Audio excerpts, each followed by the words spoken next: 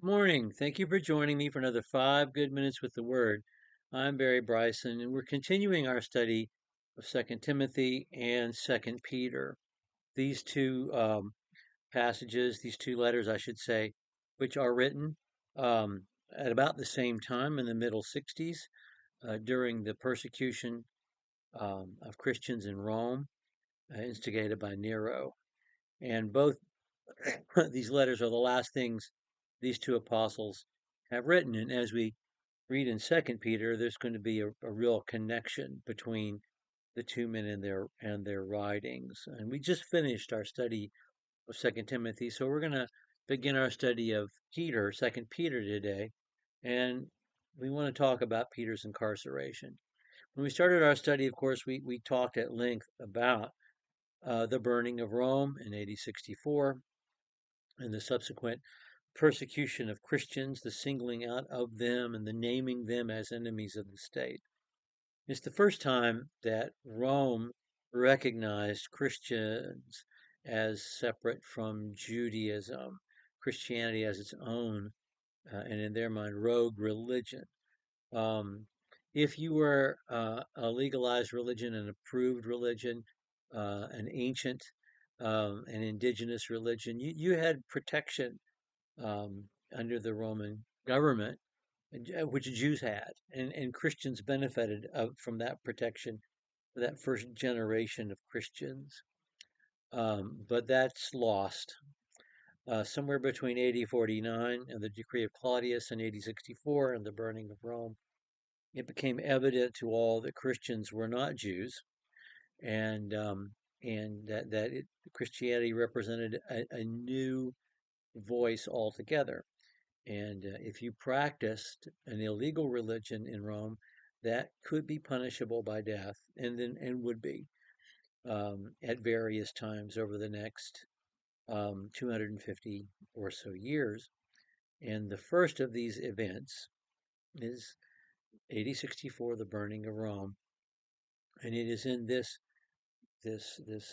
wake of this event and the persecution which follows it um, that both Paul first, I believe, and then Peter lose their lives. That Paul is in Rome is not a surprise. We understand why he's in Rome.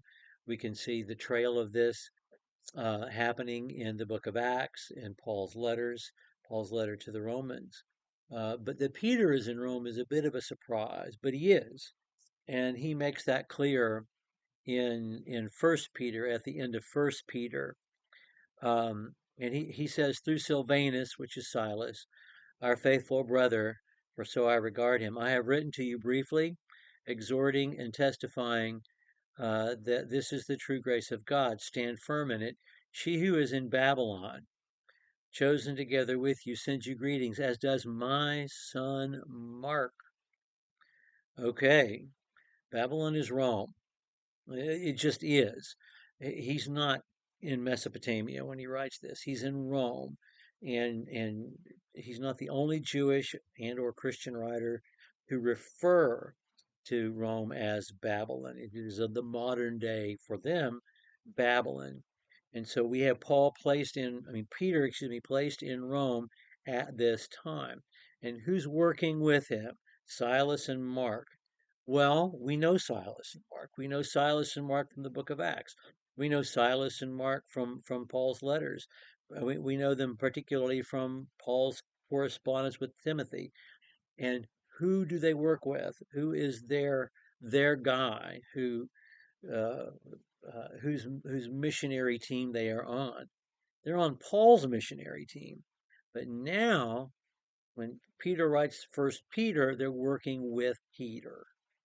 They're working with Peter, which means Peter's not incarcerated yet, but Paul is, or what is more likely, Peter isn't dead yet, but Paul is.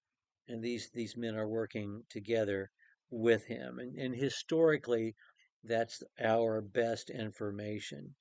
As you might imagine, there are a lot of apocryphal accounts of the deaths of Peter and Paul.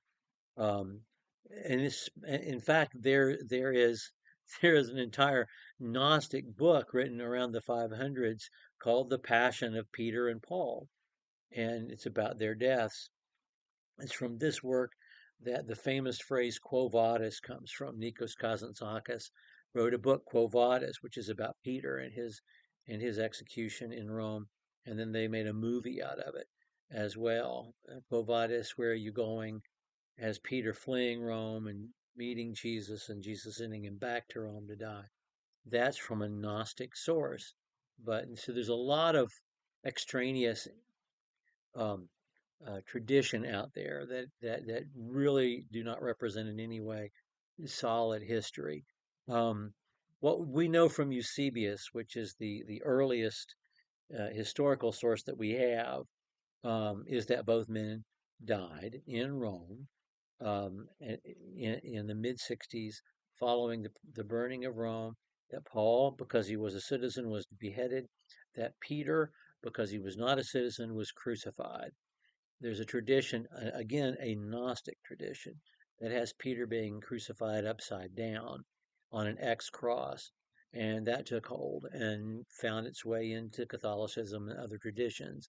But that doesn't come from any good biblical source.